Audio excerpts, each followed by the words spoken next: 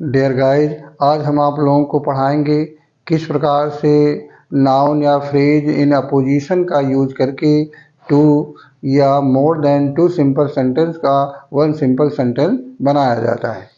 तो देखिए, by using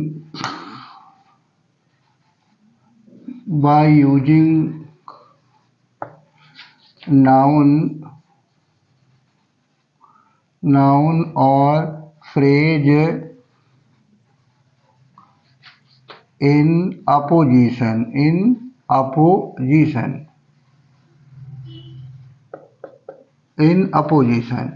तो नाउन या फ्रेज इन अपोजिशन का यूज करके किस प्रकार से टू सिंपल सेंटेंस का वन सिंपल सेंटेंस बनाया जाता है। तो सबसे पहले देखिए, क्या समझना है कि इसमें एक नाउन होगा और उसी सेंटेंस में या किसी दूसरे सेंटेंस में होगा जो दूसरा नाउन पहले नाउन को मॉडिफाई कर रहा होगा, पहले नाउन के बारे में इंफॉर्मेशन दे रहा होगा या उसी की विशेषता बता रहा, उसी के बारे में कुछ कह रहा होगा। तो जो सेकंड नाउन होगा या फ्रेज है, इसे अपोजिशन कहा जाता है। अपोजिशन मीन्स होता है, अपोजिशन मीन्स प्लेस टुगेदर, पास लिखना या पास रखना, टुगेदर। तो देखिए, जो सेकंड नाउन है वो फर्स्ट नाउन की विशेषता बता रहा होगा या उसके बारे में कोई विशेष इंफॉर्मेशन दे रहा होगा। तो सेकंड जो नाउन होगा वो कहलाता है अपोजिशन। अब देखिए, इसी तरह से या तो एक नाउन होगा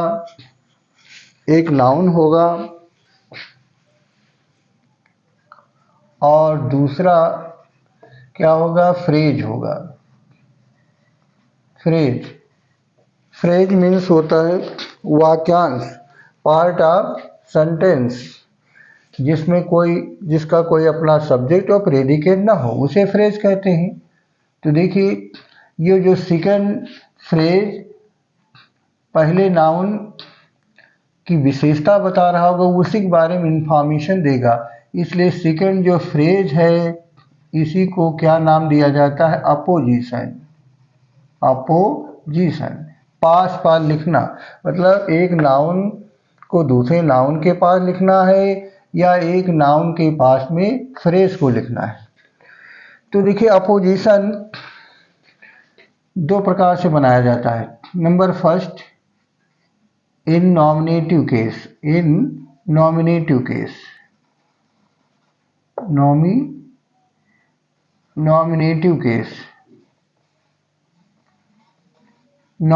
केस में कर्ता कारक के रूप में। तो देखिए, किस प्रकार से हम अपोजिशन नॉमिनेटिव केस में बनाएंगे। तो नॉमिनेटिव केस में किस प्रकार से अपोजिशन किया जाता है। फर्स्ट एग्जाम्पल,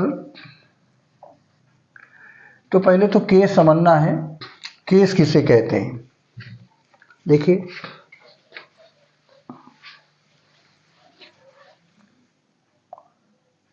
रोहन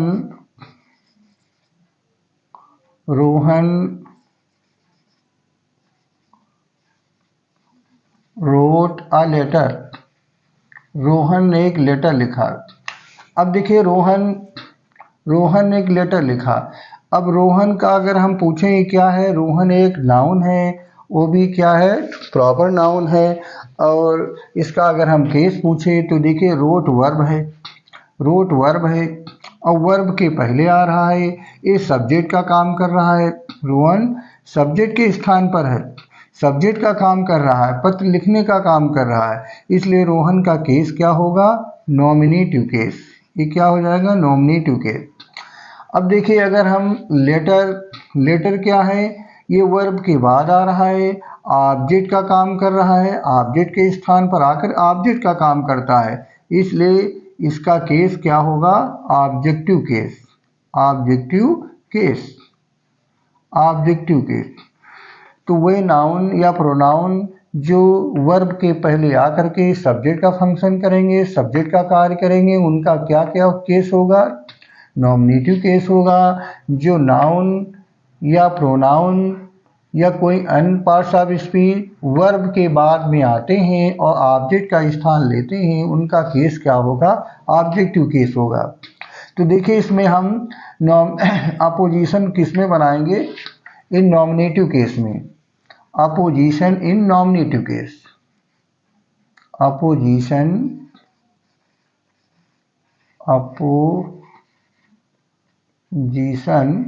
इन नॉमिनेटिव केस। तो देखो किस प्रकार से अपोजिशन नॉमिनेटिव केस में किया जाएगा। Example, Rana Pratap was a brave,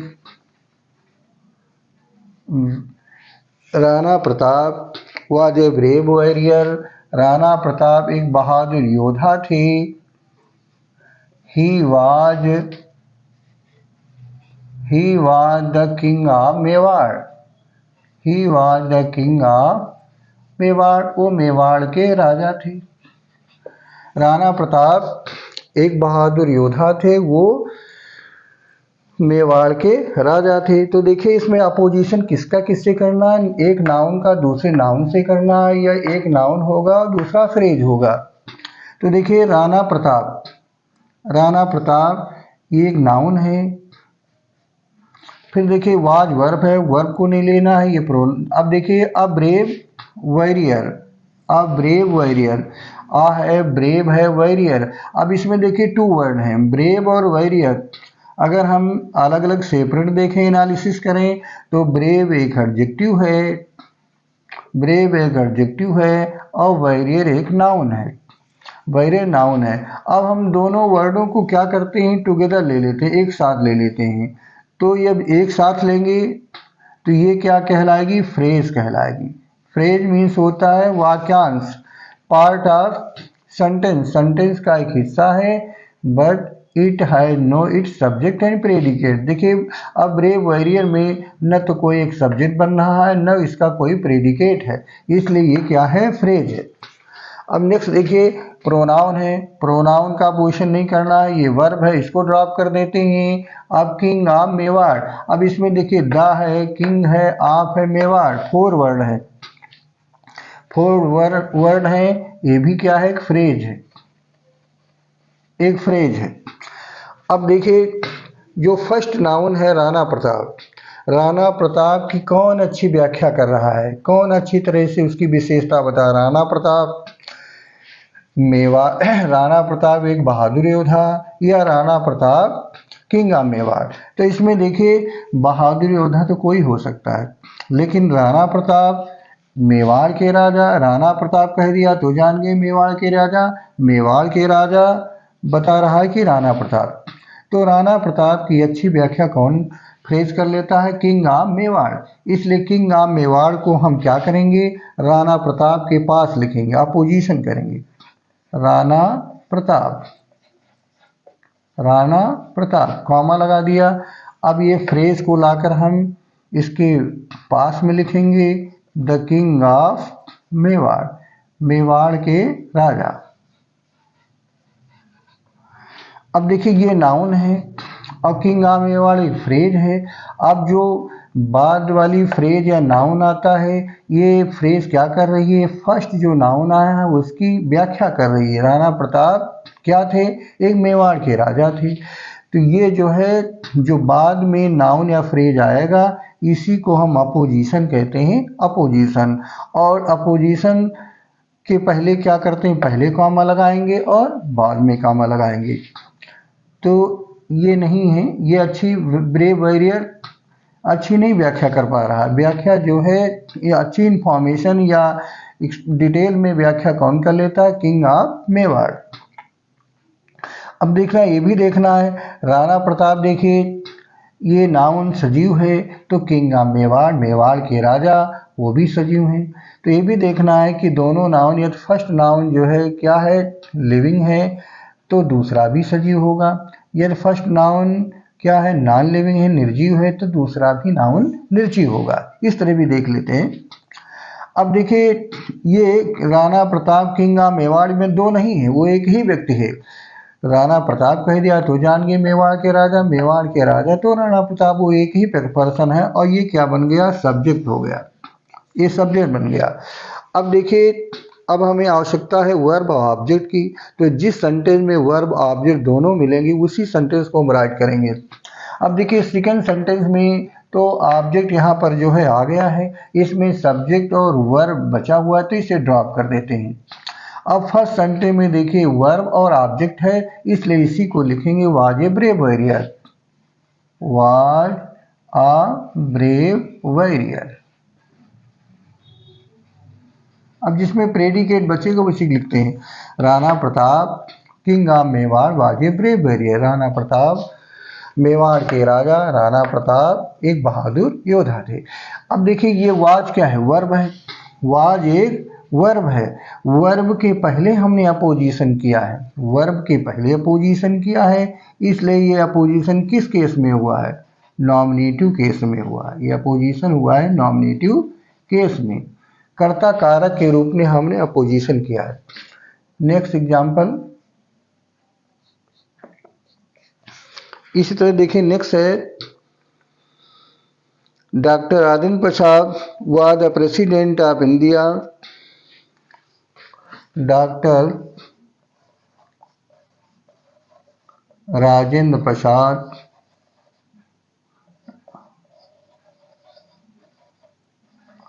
was the president of India। Doctor Rajendra Prasad Bharat के प्रेसिडेंट थे। Second sentence, he was a great philosopher, he was a great philosopher. वो एक महान दार्शनिक थे, वो एक क्या थे, महान दार्शनिक थे। अब देखिए इसमें पहला है डॉक्टर राजेंद्र प्रसाद, इसको हमने नाउन को लिया। अब वर्ब को ड्रॉप कर देते हैं, द प्रेसिडेंट ऑफ इंडिया, ये नाउन है और इसमें द है, प्रेसिडेंट है और ऑफ इंडिया, इसमें जो है कितने वर्ड हैं, 4 वर्ड हैं, इसलिए ये क्या है, फ्रेज है, एक वाक्यांश है। अब देखिए सेकंड सेंटेंस में सब्जेक्ट को ड्रॉप कर देंगे क्योंकि प्रोनाउन का पोजीशन नहीं होना है, वर्ब का नहीं होना है, और अ ग्रेट फिलोसफर ये भी इसमें 2 वर्ड है इसलिए फ्रेज है। अब देखिए जो फर्स्ट नाउन जहाँ पर वही रहेगा। अब हम फर्स्ट नाउन को राइट हैंड में नहीं लेंगे, हम क्या करेंगे, राइट से लेफ्ट में लाना है, लेफ्ट को राइट में नहीं ले जाना है। तो डॉक्टर राजेंद्र प्रसाद जहाँ पर लिखा है उसी को हम पहले लिखेंगे, डॉक्टर राजेंद्र प्रसाद, राजेंद्र प्रसाद, डॉक्टर राजेंद्र प्रसाद। अब कॉमा लगा दिया। अब देखिए इसकी कौन अच्छी व्याख्या कर रहा है, डॉक्टर राजेंद्र प्रसाद सजीव हैं तो दूसरा भी नाउन सजीव होना है, डॉक्टर राजेंद्र प्रसाद भारत के जो है राष्ट्रपति या एक महान दार्शनिक। तो देखिए इसमें भारत के राष्ट्रपति अच्छी व्याख्या कर लेता है या महान दार्शनिक, महान दार्शनिक तो कोई भी हो सकता है, लेकिन भारत के राष्ट्रपति कहेंगे तो डॉक्टर राजेंद्र प्रसाद, और डॉक्टर राजेंद्र प्रसाद तो भारत के, इंडिया के जो प्रेसिडेंट। तो ये जो फर्स्ट फ्रेज है ये इसकी अच्छी व्याख्या कर लेता, अच्छी इन्फॉर्मेशन देता है, इसलिए हम क्या करेंगे, फर्स्ट जो फ्रेज है इसको लाकर इसके पास लिखेंगे, इसके पास लिखते हैं तो क्या लिखेंगे, the president, president of India Bharat के राष्ट्रपति। फिर अब देखिए ये जो फ्रेज आ रही है अपोजिशन है, इसके पहले कॉमा लगाएंगे, बाद में कॉमा के द्वारा हम इस फ्रेज को सेट ऑफ कर देते हैं। अब डॉक्टर राजेंद्र प्रसाद ये इतना क्या बन गया, सब्जेक्ट हो गया। तो अब हमें आवश्यकता किस चीज़ की है, वर्ब और ऑब्जेक्ट की आवश्यकता है। तो जिस सेंटेंस में वर्ब ऑब्जेक्ट होगा या प्रेडिकेट कह लीजिए उसी को राइट करना है।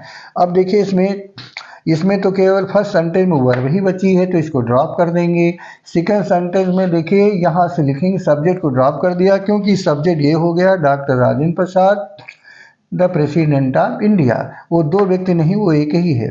चाहे हम कह दें डॉक्टर राजेंद्र प्रसाद तो बात वही है, प्रेसिडेंट ऑफ इंडिया भारत के राष्ट्रपति तो सेम है। अब इसमें प्रेडिकेट लेना है तो वर्ब से लिखेंगे तो क्या हो जाएगा, was a great philosopher, was a great philosopher, एक महान दार्शनिक थे। तो इस प्रकार से अपोजिशन हो गया।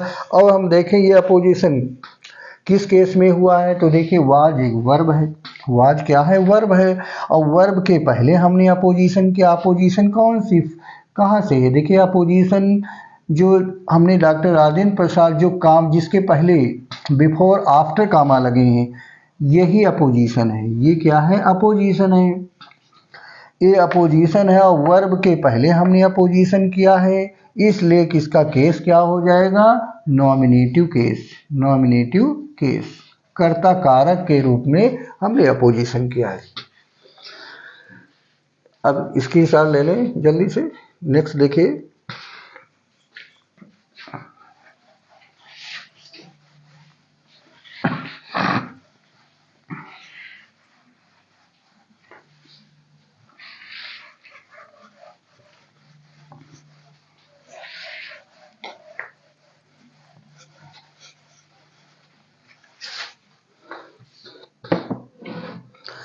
अब देखिए नेक्स्ट है Mohan Milton was a famous English poet. Milton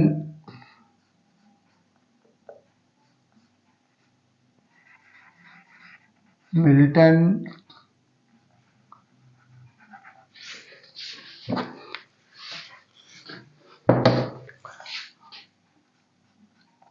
Milton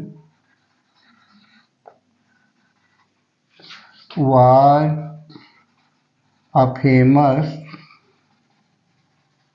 English poet। Famous Milton अंग्रेजी के महान कवि थे। Second sentence he became blind, वो अंधे हो गए।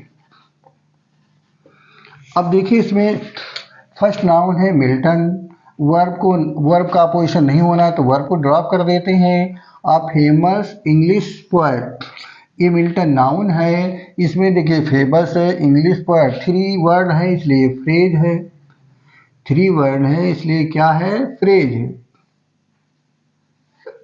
ये फ्रेज है। अब देखिए प्रोनाउन का पोजीशन नहीं होना, इसे ड्रॉप कर देते हैं। वर्ब का पोजीशन नहीं होना है, ब्लाइंड, ये एक एडजेक्टिव है। अब देखिए जो फर्स्ट नाउन जहां पर है वही रहेगा, मिल्टन, मिल्टन।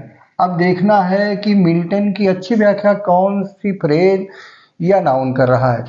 देखिए मिल्टन कह दिया तो अंग्रेजी के महान कवि, अंग्रेजी के महान कवि मिल्टन। और अगर दूसरा मैच करें तो मिल्टन, अंधे, अंधे मिल्टन, तो अंधा तो कोई हो सकता है। वो अच्छी व्याख्या नहीं कर रहा है, व्याख्या कौन कर रहा है, फेमस इंग्लिश पोएट। ये फ्रेज अच्छी इसकी जो है डिटेल में जो इन्फॉर्मेशन दे रही है उसकी व्याख्या करे, डिस्क्राइब कर रही है, इसलिए इस फ्रेज को लेंगे और मिल्टन के पास लिख देते हैं। तो क्या लिखा, Milton a famous English poet, English poet. अब देखिए ये अपोजिशन है, इसके पहले कॉमा लगाएंगे और बाद में कॉमा, कॉमा के द्वारा जो है अपोजिशन को हम सेट ऑफ कर देते हैं दूसरे नाउन से। अब ये स्टार्टिंग में हमने लिखा तो ये क्या है, एक सब्जेक्ट बन गया। अब हमें आवश्यकता किस चीज़ की है, प्रेडिकेट की आवश्यकता है। तो वर्ब ऑब्जेक्ट देखिए जिस सेंटेंस में है उसी सेंटेंस को लिखना है। वाज इसमें वर्ब ही बची, से ड्रॉप कर देंगे। इसमें देखिए प्रोनाउन नहीं लेना क्योंकि सब्जेक्ट अब बन गया है Milton a famous English poet, तो प्रोनाउन को भी ड्रॉप कर दिया। अब यहाँ से लिखेंगे बिकेम ब्लाइंड, अंधे हो गए, बिकेम ब्लाइंड, अंधे हो गए। Milton a famous English poet became blind, अंग्रेजी के महान कवि मिल्टन अंधे हो गए थे। तो अब देखिए मिल्टन एक जो है क्या है, एनिमेट है, सजीव है। तो फेमस इंग्लिश पोएट भी एनिमेट है, सजीव है, दोनों नाउन सजीव है। अगर फर्स्ट निर्जीव होता तो दूसरा भी निर्जीव होगा, उसका अपोजिशन भी निर्जीव होगा। इस तरह से भी देखेंगे। नेक्स्ट फोर्थ एग्जाम्पल किस तरह से अपोजिशन करेंगे। Shakespeare road Julius Caesar. Shakespeare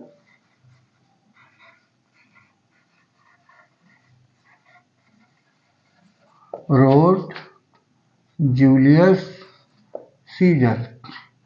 Shakespeare ने जूलियस सीजर लिखा। ही वाज अ ग्रेट ड्रामाटिस्ट। वो एक महान नाटककार थे। अब देखिए अपोजिशन करना है नॉमिनेटिव केस में। शेक्सपियर ले लिया नाउन, वर्ब को नहीं लेते हैं अपोजिशन में। फिर जूलियस सीजर इस नाउन को ले लिया और फिर प्रोनाउन को नहीं लेते हैं, ड्रॉप कर देंगे, वर्ब का अपोजिशन नहीं होता है। अब देखिए अ ग्रेट ड्रामाटिस्ट, इसमें ग्रेट है और ड्रामाटिस्ट टू वर्ड है, इसलिए फ्रेज है। अब देखिए जो फर्स्ट नाउन जहां पर वहीं रहेगा, इसको हम पहले लिख लेते हैं शेक्सपियर। अब इसकी देखिए कौन नाउन या फ्रेज अच्छी व्याख्या कर रही है। शेक्सपियर कह दिया तो शेक्सपियर रोड जूलियस सीजर या ग्रेट ड्रामाटिस्ट। तो देखिए शेक्सपियर शेक्सपियर कह दिया तो जहाँ जूलियस सीजर तो कोई हो सकता है, शेक्सपियर कह दिया तो जान गए ग्रेट ड्रामाटिस्ट या ग्रेट ड्रामाटिस्ट शेक्सपियर। तो ये जो है अच्छी व्याख्या कर ले रहा। या इसको हम जूलियस सीजर लिखा है तो इसको हम दूसरी तरह से इस तरह से लिख सकते हैं, the writer of Julius Caesar. Julius Caesar के जो लेखक हैं। अब जो है शेक्सपियर का पोजीशन बन जाएगा। अब इसके बाद में कॉमा लगा दिया, सेट ऑफ कर दिया, और अब ये सब्जेक्ट हो गया, इतना ये सब्जेक्ट हो गया। अब वर्ब ऑब्जेक्ट की आवश्यकता है। तो देखिए जिस सेंटेंस में, अब इसमें तो वर्ब ही बची, इसे ड्रॉप कर देते हैं। सेकेंड सेंटेंस में प्रोनाउन को ड्रॉप कर देंगे। अब यहाँ से लिखेंगे वाज ए ग्रेट ड्रामाटिस्ट, क्योंकि सब्जेक्ट बन गया Shakespeare writer of Julius Caesar. तो क्या हो जाएगा, वाज अ ग्रेट ड्रामाटिस्ट, एक महान नाटककार थे, ग्रेट ड्रामाटिस्ट थे। तो इस प्रकार से ये जो है अपोजिशन कौन सा है, देखिए नाउन है, और अपोजिशन बाद का नाउन या जो फ्रेज है इसे अपोजिशन कहते हैं। या इससे समझ लीजिए जो कामा द्वारा सेट ऑफ किया गया है, इसके बिफोर कामा होगा अपोजिशन के और बाद में कामा होता है। और इसका केस अगर हम पूछें ये अपोजिशन किस केस में हुआ है, तो देखिए वाज एक वर्ब है, वर्ब के हमने स्टार्टिंग में किया है, सब्जेक्ट के रूप में अपोजिशन किया है, इसलिए इसका केस क्या होगा, नॉमिनेटिव केस। नॉमिनेटिव केस हो जाता है, कर्ता कारक के रूप में अपोजिशन किया गया है। तो इस प्रकार से नॉमिनेटिव केस में अपोजिशन किया जाता है। अब देखें अपोजिशन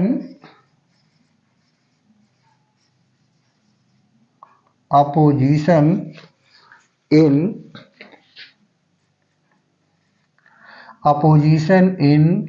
ऑब्जेक्टिव केस।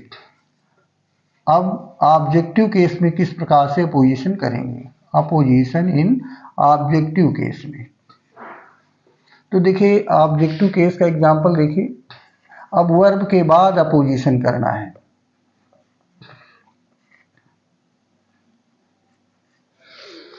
देखिए here is my sister, here is my sister in law, यहाँ पर मेरी सिस्टर इन लॉ है। हर नेम इज निधि, उसका नाम निधि है, उसका नाम निधि है। अब देखिए अपोजिशन करना है। तो देखिए हियर एक एडवर्ब है, इसका अपोजिशन नहीं हो सकता क्योंकि नाउन या फ्रेज का अपोजिशन हो रहा है। तो इसको ड्रॉप कर दिया। इज वर्ब का पोजीशन नहीं हो सकता है। अब देखिए माई सिस्टर इन लॉ, एक noun my sister in law, ये फ्रेज हो गई और ये फ्रेज हो गई। अब देखिए एक नेक्स्ट सेंटेंस में देखो हर नेम है, एक नाउन है, वर्ब का पोजीशन नहीं होगा और निधि। तो ये देखिए हर नेम एक फ्रेज है, टू वर्ड है, इस ये निधि एक नाउन है। अब देखिए जहाँ पर जो फर्स्ट जो है नाउन या फ्रेज लिखा वो वहीं रहेगा, वो अपना स्थान चेंज नहीं करेगा। हम अपोजिशन राइट से लेफ्ट में लाएंगे, लेफ्ट को राइट में नहीं ले जाते हैं। तो अब हम देखिए ये माई सिस्टर इन लॉ ये वर्ब के बाद आया है, तो ऑब्जेक्टिव केस में अपोजिशन होगा। जब ऑब्जेक्टिव केस में अपोजिशन होगा तो हम सेंटेंस की स्टार्टिंग इस तरह से करेंगे, here is my sister in law, यहाँ मेरी सिस्टर इन लॉ है। अब कॉमा लगा दिया। अब देखिए माई सिस्टर इन लॉ की कौन अच्छी व्याख्या कर लेता, हर नेम नहीं, ये सजीव है माई सिस्टर इन लॉ, तो दूसरा भी जो ना इसका अपोजिशन होगा वो भी जो लिविंग होना चाहिए, सजीव होना चाहिए। हर नेम निर्जीव है तो यह पोजीशन हो नहीं सकता है।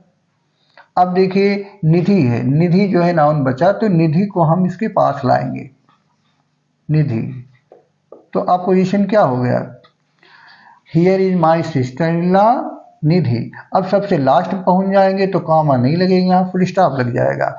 अब देखिए ये जो अपोजिशन निधि जो नाउन है ये अपोजिशन है, निधि अपोजिशन है, इसके पहले हमने कॉमा जो है जो लगाया है।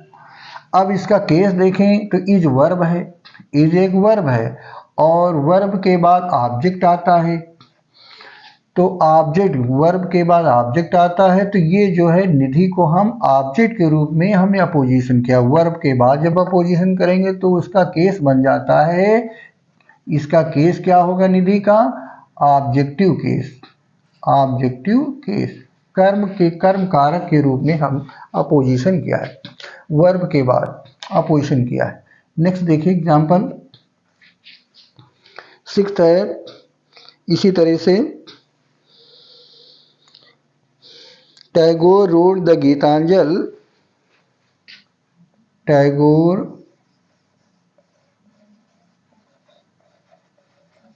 रोड द गीतांजल, टैगोर ने गीतांजल लिखी। It is the collection of short poem, short poem ये छोटी छोटी कविताओं का एक संग्रह। अब देखिए टैगोर फर्स्ट नाउन हमने ले लिया टैगोर, रोड वर्ब है, इससे इसका पोजीशन नहीं होता है, गीतांजल, गीतांजल। अब इट एक प्रोनाउन, इसे ड्रॉप कर देंगे, इज वर्ब है। नेक्स्ट देखिए क्या है, the collection of short poem, ये फ्रेज है। द गीतांजल ये नाउन है, गीतांजल एक नाउन है। अब देखिए टैगोर, टैगोर सजीव है, अब दूसरा भी नाउन सजीव होना चाहिए, तो देखिए गीतांजल निर्जीव है, कलेक्शन ऑफ शॉर्ट पोएम ये भी निर्जीव है, तो टैगोर का इस नाउन का कोई अपोजिशन नहीं मिल रहा है। तो अब नेक्स्ट देखते हैं गीतांजल का कोई अपोजिशन है, गीतांजल एक बुक का नाम है, ये निर्जीव है, और इधर देखिए कलेक्शन ऑफ शॉर्ट पोएम छोटी छोटी कविताओं का संग्रह, ये जो है गीतांजल की अच्छी व्याख्या कर रहा, अच्छा डिस्क्राइब कर रहा है। तो अब हम गीतांजल का पोजीशन करेंगे तो किस प्रकार से, देखिए Tagore wrote, Tagore wrote the Gitanjali, Tagore ने गीतांजल लिखी, कॉमा लगा दिया। अब ये जो फ्रेज है द कलेक्शन ऑफ शॉर्ट, इसको हम टेक करेंगे और इसको जो है इसके पास जो है प्लेस कर देंगे, रख देंगे, पास में लिख देते हैं, the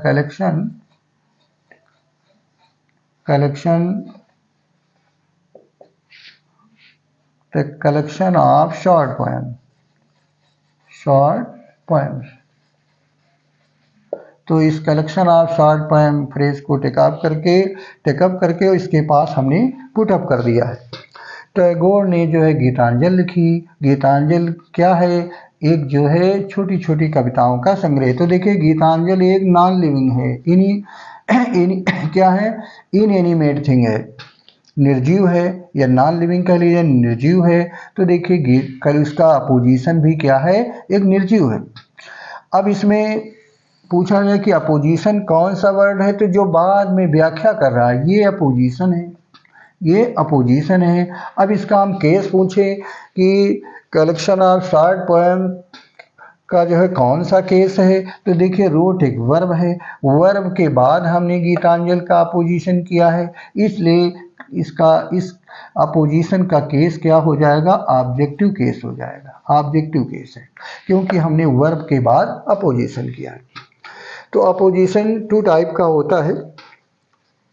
opposition in nominative case, verb के पहले हम अपोजिशन करते हैं और या फिर वर्ब के बाद में करते हैं। तो अभी तक देखिए इसमें 2 सेंटेंस थे, जिन सेंटेंस का अपोजिशन किया हमने है, और 2 सिंपल सेंटेंस का 1 सिंपल सेंटेंस बना लिया। 1 सिंपल सेंटेंस कैसे बन गया? देखिए टैगोर, क्योंकि सिंपल सेंटेंस में 1 टाइम सब्जेक्ट आता है और 1 टाइम प्रेडिकेट आएगा। देखिए प्रेडिकेट 2 नहीं है, एक सब्जेक्ट है और दूसरा रोड से और पोएम तक प्रेडिकेट है। इट मीन्स ये सिंपल सेंटेंस, 2 सिंपल सेंटेंस का 1 सिंपल सेंटेंस बन गया। अब देखिए इसके बाद मोर देन 2 अगर सेंटेंस आते हैं तो कैसे उनका अपोजिशन किया जाता है। स्क्रीनशॉट ले लें, इसके बाद हम बताएंगे कि किस प्रकार से 2 से अधिक अगर सिंपल सेंटेंस होते हैं तो उनका 1 सिंपल सेंटेंस कैसे बनाया जाता है। बाबर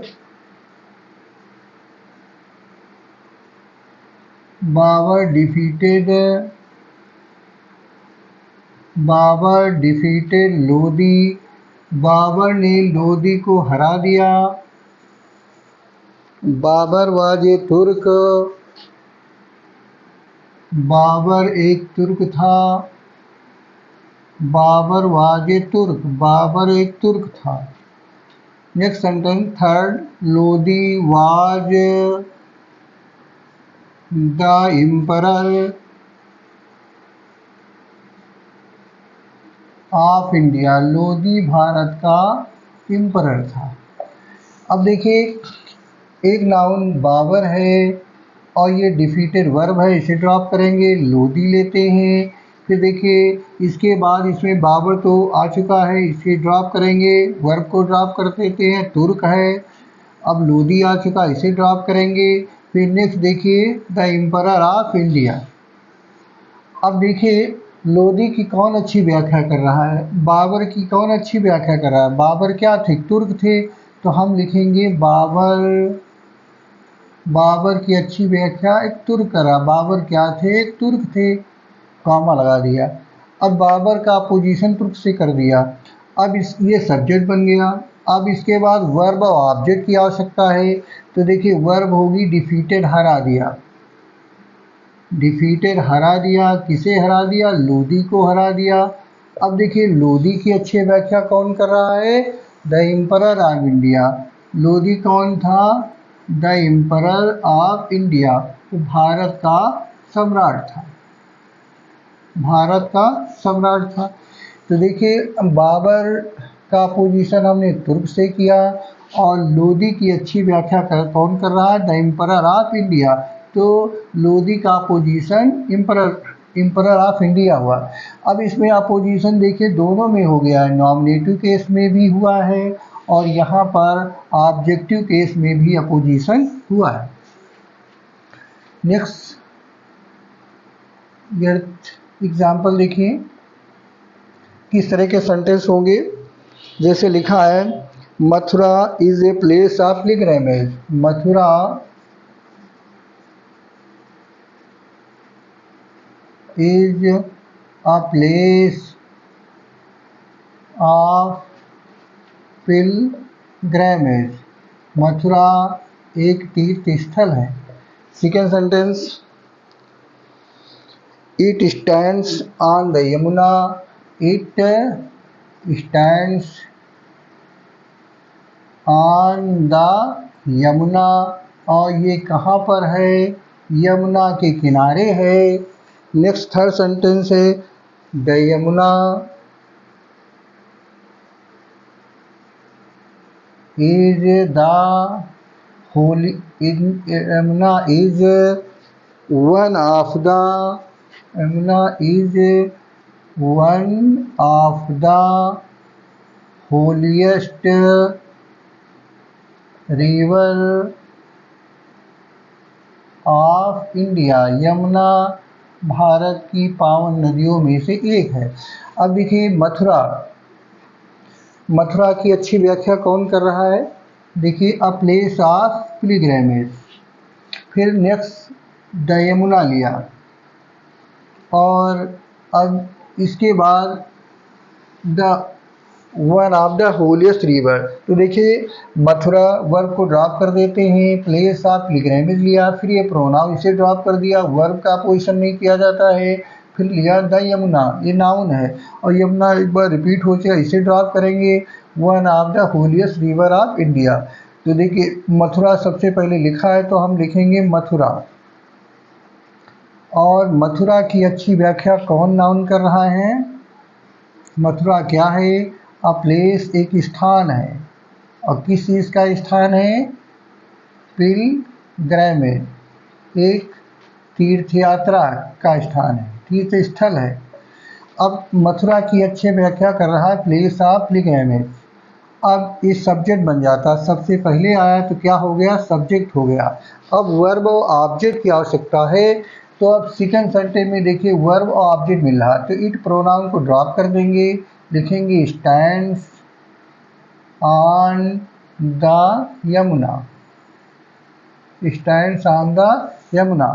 अब यमुना की अच्छी व्याख्या कौन कर रहा है, देखिए one of the holiest river, Yamuna क्या है, one of the holiest river of India. Yamuna जो है भारत की पवित्र नदियों में से एक है। अब देखिए इसमें मथुरा की अच्छी व्याख्या फ्रेज कौन कर रही है, अ प्लेस ऑफ पिलग्रिमेज, तो इसके पहले कॉमा लगाया और बाद में कॉमा लगाया। और यमुना एक नाउन है, इसकी अच्छी व्याख्या कौन कर रहा है, one of the holiest river of India. ये फ्रेज अच्छी व्याख्या कर रही है। तो इसमें जब टू से अधिक सेंटेंस होते हैं तो देखेंगे कौन सा फ्रेज या नाउन जिसकी अच्छी व्याख्या कर रहा हो उसी के पास लिख करके अपोजिशन कर लेते हैं। तो इस सेंटेंस में दोनों केसों में अपोजिशन हुआ, नॉमिनेटिव केस में भी देखिए अपोजिशन हो रहा है, वर्ब के बाद में भी अपोजिशन हुआ है, ऑब्जेक्टिव केस में भी अपोजिशन किया गया है।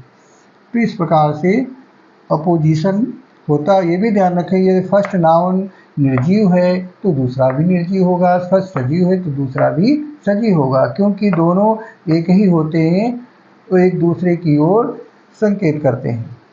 डियर गाइस, यदि आप लोगों को मेरा वीडियो अच्छा लगा हो तो इसे लाइक करें, शेयर करें, और यदि पहली बार देख रहे हैं तो इसे सब्सक्राइब करना न भूलें, जिससे जब कभी हम कोई वीडियो अपलोड करें तो आपको नोटिफिकेशन तुरंत मिल जाए। Thank you.